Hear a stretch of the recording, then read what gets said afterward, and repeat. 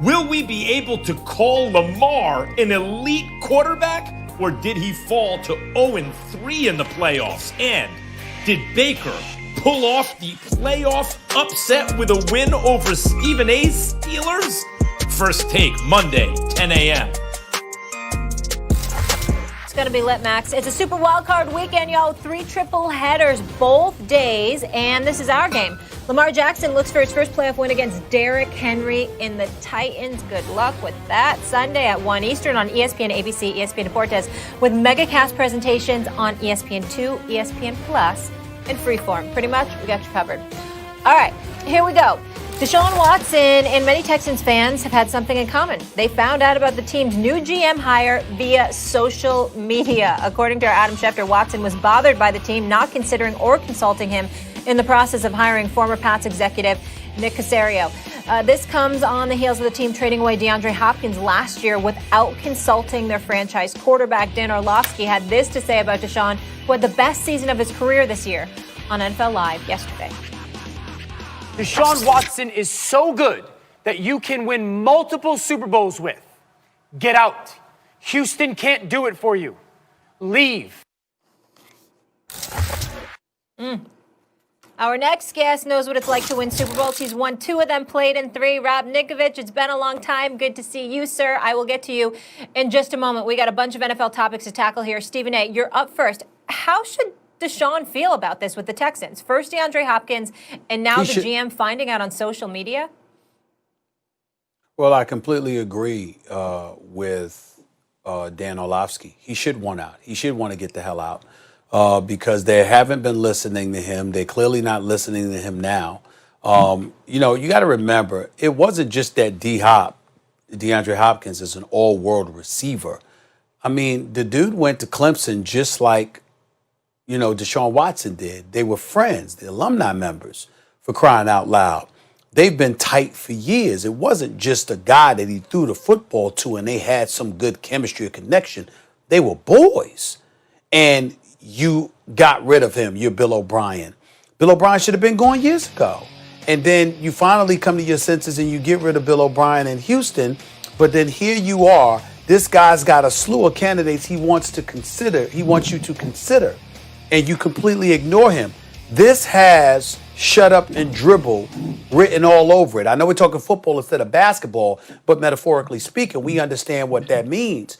When LeBron James and others were told essentially to do so, shut up and dribble. In other words, play the games, entertain us, and go to hell home and be happy with what you have. That's basically what they told DeShaun Watson. Now, in Houston's case, They sort of have an argument to get away with it because we just saw DeShaun Watson crying months ago with affection and love in his heart for the organization, for the faith that they showed in him with the huge deal that they gave him. But the flip side to it is that they're saying now that we did all of that for you, we got this. And to me, I've always been of this mindset. You know what? If you're not the boss, you don't get to make the decisions. That is true. But the stars that you asked to go out there and perform for you, whether it's day in, day out, week in, week out, month in, month out, whatever the case may be, when they deliver those goods and you ignore what ultimately elevates their level of happiness or at least makes them feel good about what they're doing, then essentially as an executive, you're ultimately hurting yourself. Probably sooner than later, because what you've done is you've zapped the euphoria, the zest, the inspirational elements from them. And you've stripped them of the desire to go out there and perform to the best of their ability. It's not that they do it on purpose. It's not that they would ever conscientiously, Rob, sit up there and say, well, I'm not going to do my job or I'm not going to play or whatever the case may be. But when frustration is allowed to not only seep inside of you, but stay there, and it's unaddressed by executives in positions of power to make change, then ultimately you lose faith in everybody. And I think that's what potentially is going to end up happening with DeShaun Watson in Houston because he knows they're on a path to nowhere and he's not going to be happy about that. First of all, I disagree with you about shut up and dribble because the NFL is not the NBA. The NBA is a superstar league. That's really what determines whether or not you win, and the NFL isn't. But I will say this. you're right about, like, it really depends on how you perceive DeShaun Watson, whether or not he should have input. If he should have input, it's because he is a special player. And so do you believe that's true, yes or no? Oh, it's obviously true. You have to be blind not to see that's true. I don't give them any credit for giving him that contract. Zero. Texans get absolutely no credit because every single team in the league that had DeShaun Watson would give him that same deal. He's great. In fact, when you talk about what you could get for someone in a trade, Mahomes is in a class by himself. Maybe DeShaun Watson is second there, right? Because Aaron Rodgers is much older. Even Russell Wilson's significantly older. And I don't even know that Russell Wilson is better at this moment. Maybe a touch, maybe, but it's close already. Again, DeShaun Watson, 7 years younger. Now, he's not in his rookie deal anymore. So someone with huge upside like Justin Herbert, you can start to look at someone like Josh Allen. Maybe they have an argument. But in my opinion, the second most valuable player in a trade outside of Mahomes in the NFL is DeShaun Watson. You should probably consult with him. You don't have to take his advice, but at least give him the respect as a superstar player entering his prime, as the franchise quarterback you just paid.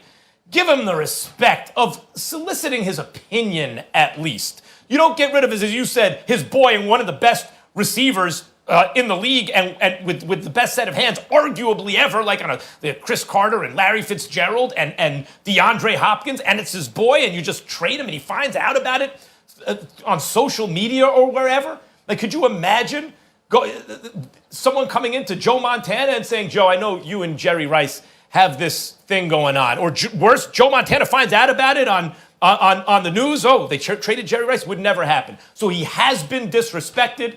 The team was awful this year. The offensive line was supposed to be good. I know they had injuries late, but they were not playing up to what people were expecting anyway. They didn't have the receiving core because they traded Hopkins in a stupid trade. Should DeShaun want out? Yeah, he should. He should want out. The problem is hard to move him, not because no one would want him, but because how do you get equal value back?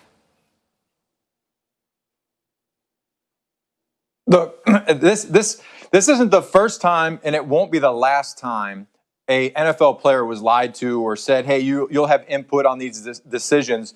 Because at the end of the day, the owners, these billionaire owners, are billionaires for a reason, and they're not going to take in any input from a player because the players are just renting the numbers. And I get it. When you're a star player, you help create a lot of income for these teams. But they understand that, 5-10 years, you're not going to be there. They're just going to continue. The train's going to keep moving.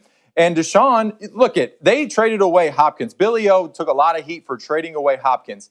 How much heat would a new GM take if you trade away DeShaun Watson? You think the fan base or anybody who is a Texans fan would think that would be a good move to help the team move forward in a winning direction? There's no way. They're not going to trade him, first of all. So he has the contract in place. He could be upset, but there's plenty of guys in the NFL that are upset with their situation. And the one thing I would say, the difference between the NBA and the NFL, the NBA, you see players all the time. They come out and they say, hey, look, I'm going here. I want to go there. And it happens. They figure it out and they build teams. The NFL, you don't see that happen. You see guys having to deal with the situations that they're in because of the way the CBA is and the way contracts work. The owners know that they have the upper hand.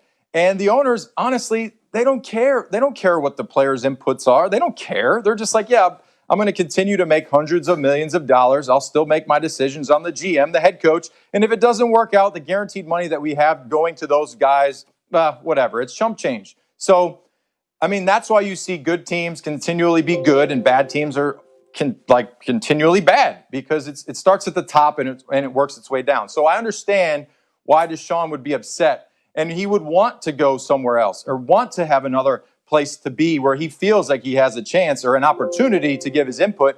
But the Texans, why would you give him away? Why would you even trade him away? Because even a first-round pick, you get the number 1 overall pick. It's not better than DeShaun Watson.